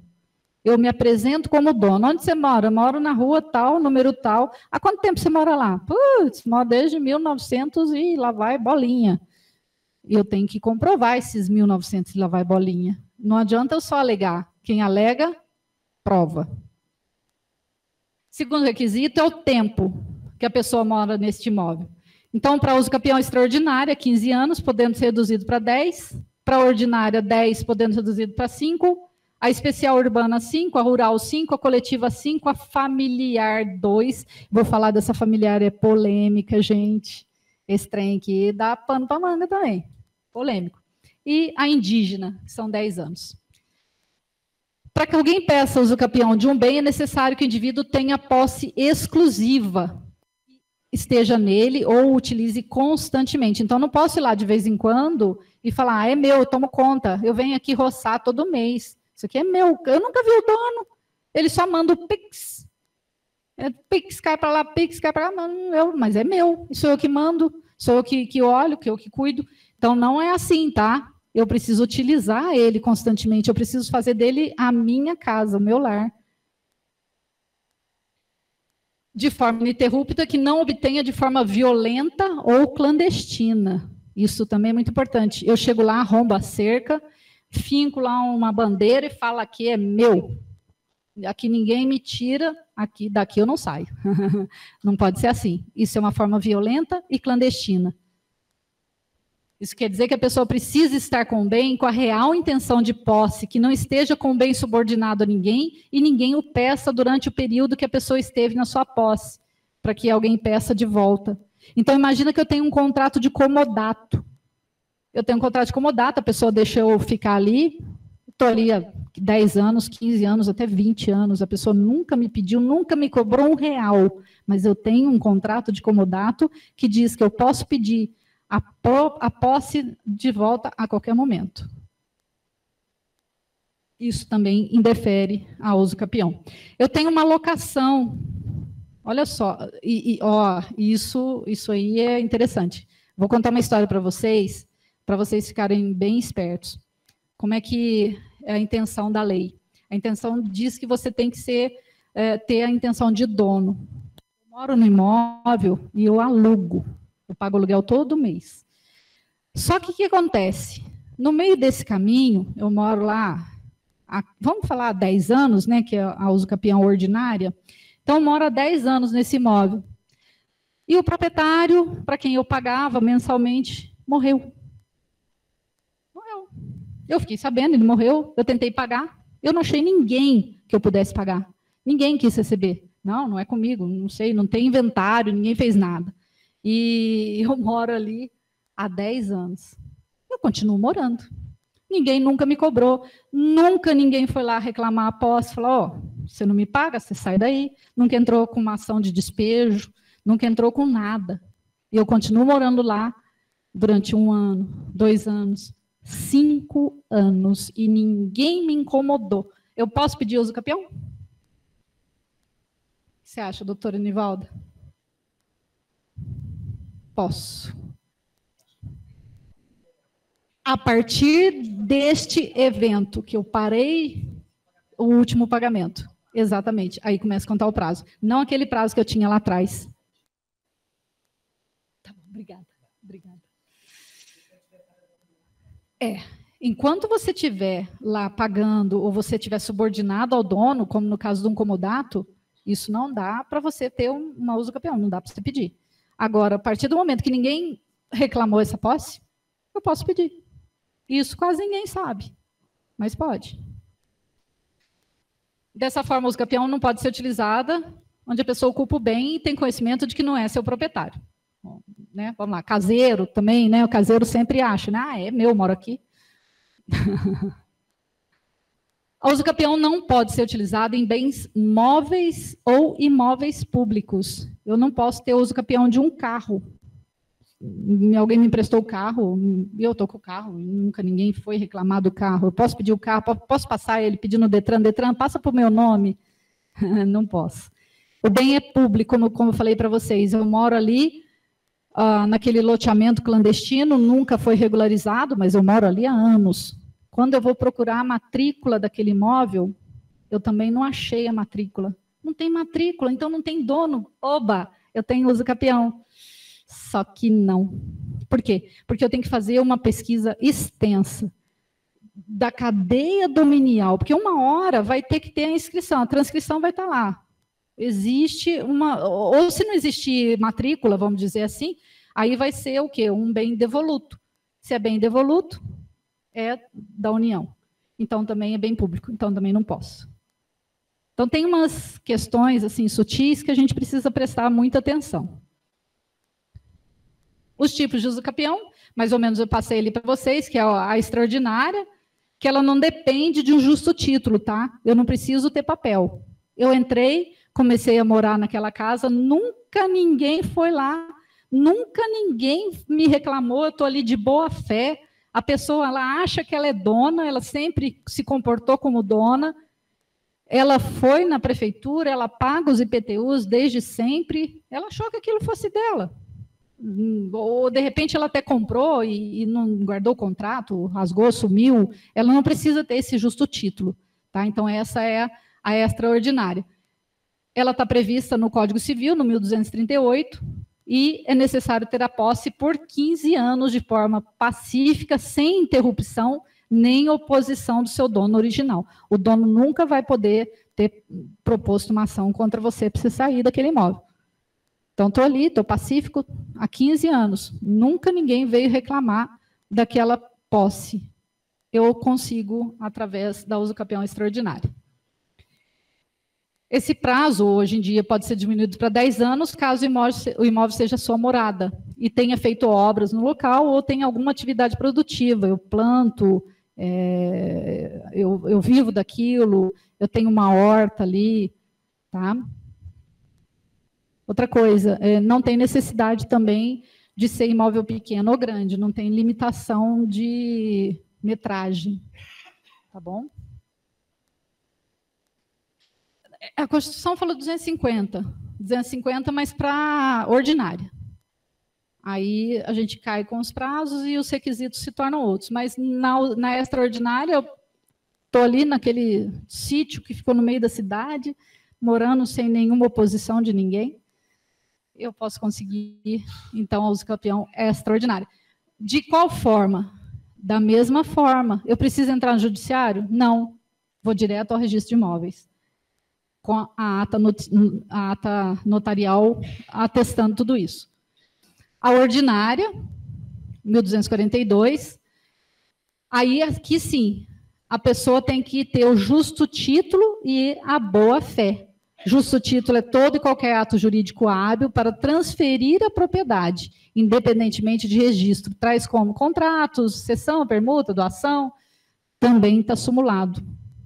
Então, eu tenho que ter justo título e boa-fé. Eu não tenho a forma clandestina. O prazo é de 10 anos, continuamente, mas pode ser reduzido se o local seja moradia ou se tiver um investimento econômico, social, né, como exemplo, a plantação ali de um canteiro, alguma coisa que eu subsista daquilo. A uso capião especial, ela é dirigida para aqueles que tomam posse de bens imóveis e não são proprietários de outros imóveis. Quais são as espécies de uso capião especial? A rural, que é a posse por 5 anos de imóveis em zona rural, com no máximo 50 hectares. Não pode ser proprietária de nenhum outro imóvel, nem rural e nem urbano.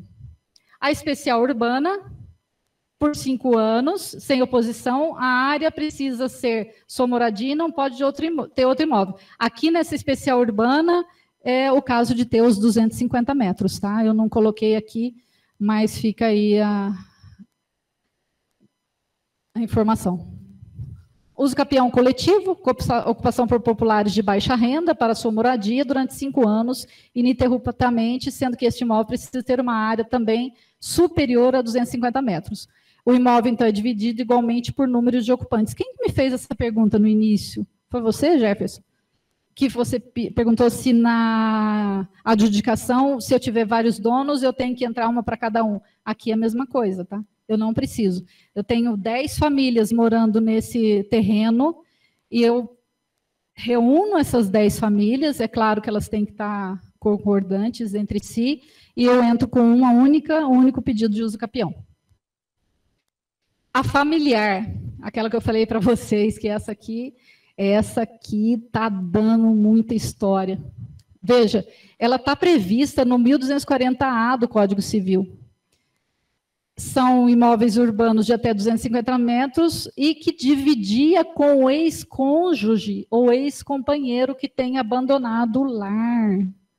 Olha que maluco. Então, se o meu marido ou minha esposa saiu de casa, me deixou morando ali, sem nenhuma objeção, nunca me cobrou nada, eu pago o IPTU, eu pago o condomínio, eu que cuido, eu que pinto, eu que faço tudo, eu posso pedir a uso capião familiar. Mas tem um detalhe. Se eu moro com os filhos, filha, filho, filhos, e esse marido ele paga a pensão para esse filho morar lá, não posso pedir uso capião. Aí é uma mera permissão. Eu tenho a permissão para morar naquele imóvel. Então, não configura a uso capião, familiar especial. Olha só como são sutis, né, as coisas. A gente, que legal. Então, se eu separar, eu fico morando lá, eu ganho um apartamento. Só que não. Se eu não tiver filhos e se ninguém reclamar, ok. Se eu tiver filhos, não.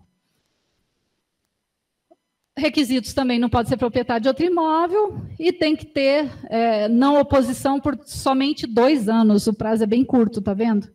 Então, fiquem espertos, hein, pessoal? Isso vale tanto para ex-cônjuge ou companheiro. Se eu vivo também em união estável, isso significa que eu também tenho esse direito, tá bom?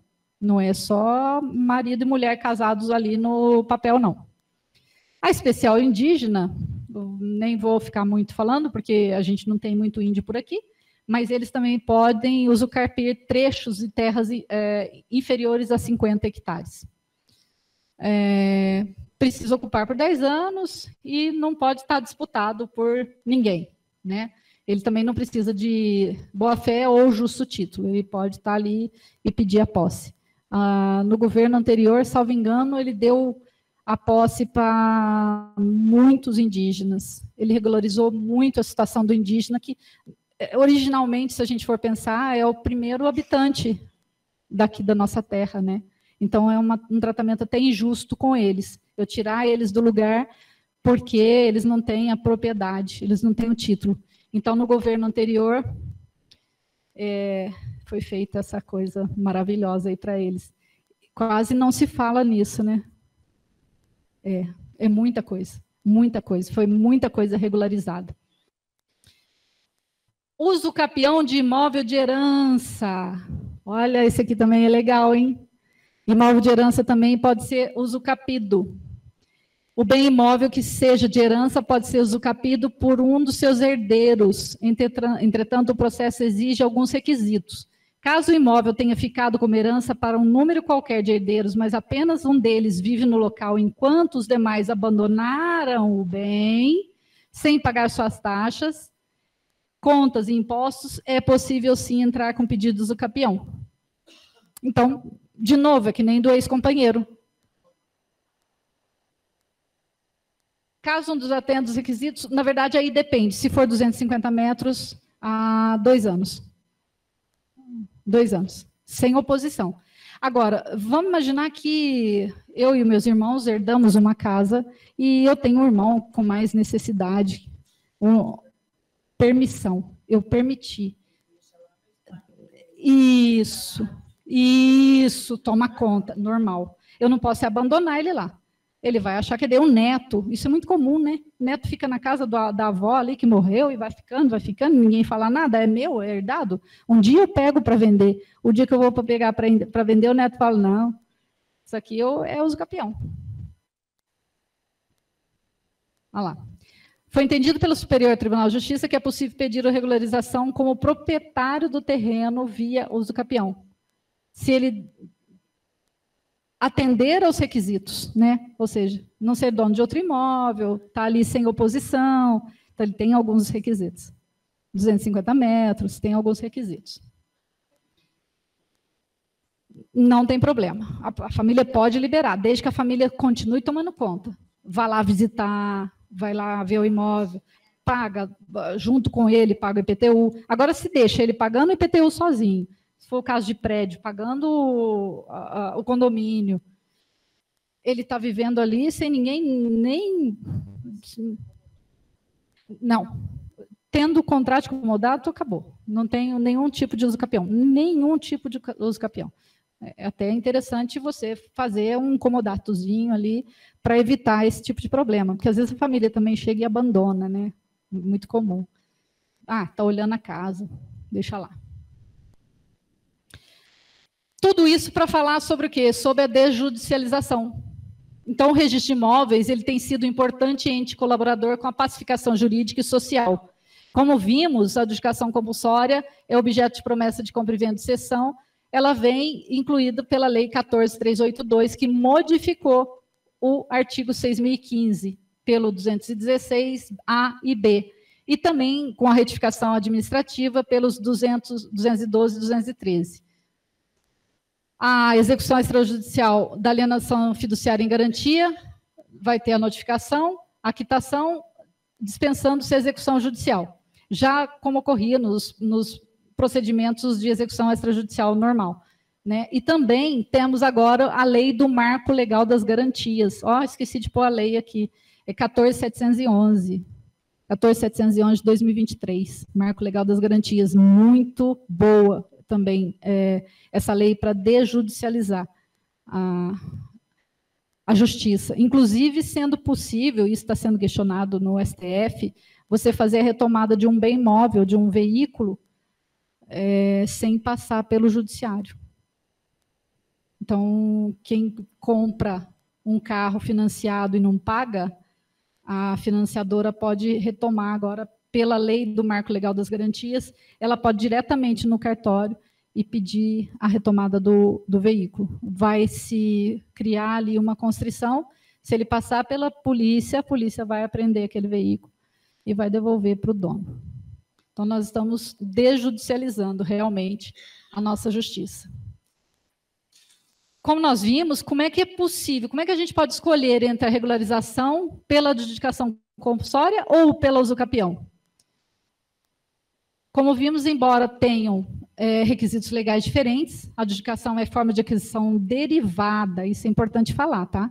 Derivada, já existe uma matrícula, já tem ali um histórico daquele imóvel.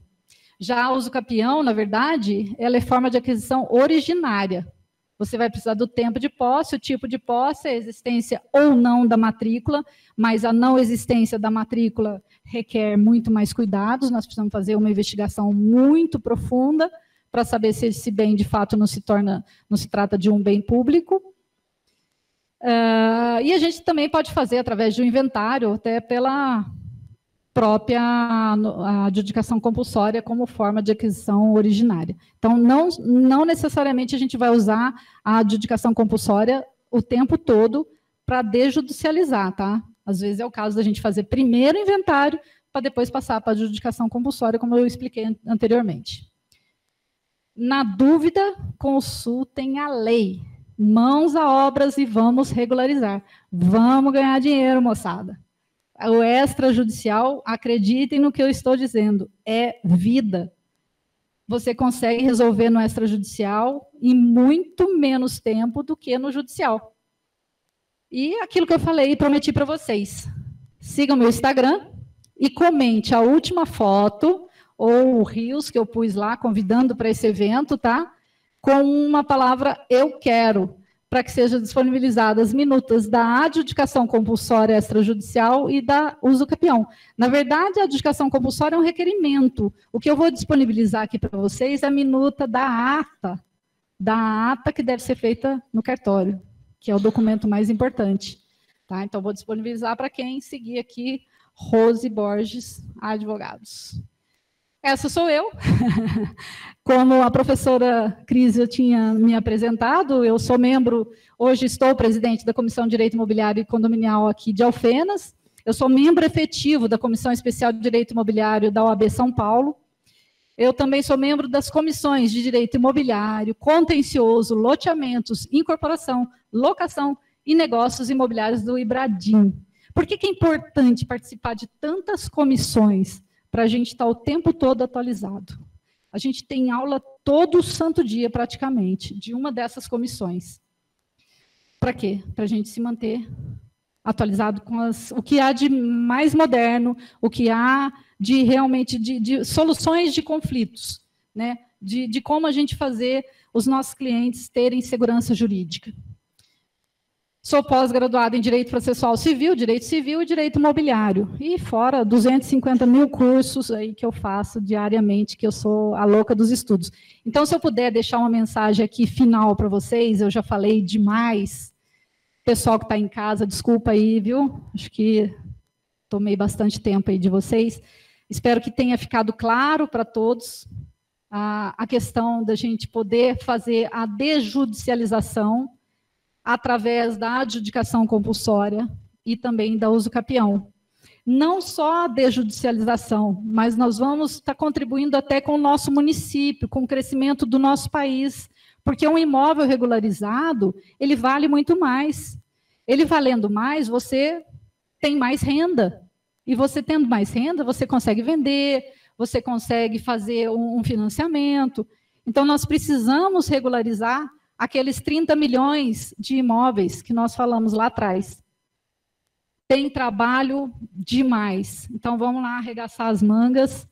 Todo advogado e advogada que se interessar por esse tema, quiser, inclusive, fazer parte da comissão, enquanto eu estiver presidente, eu convido a todos para fazer parte aqui da Comissão de Direito Imobiliário e Condominial da OAB Alfenas, tá? Vai ser um prazer. Nós temos reuniões mensais também, temos alguns projetos aí futuros e vamos em frente. Muito obrigada pela paciência, pelo tempo de vocês e até qualquer hora.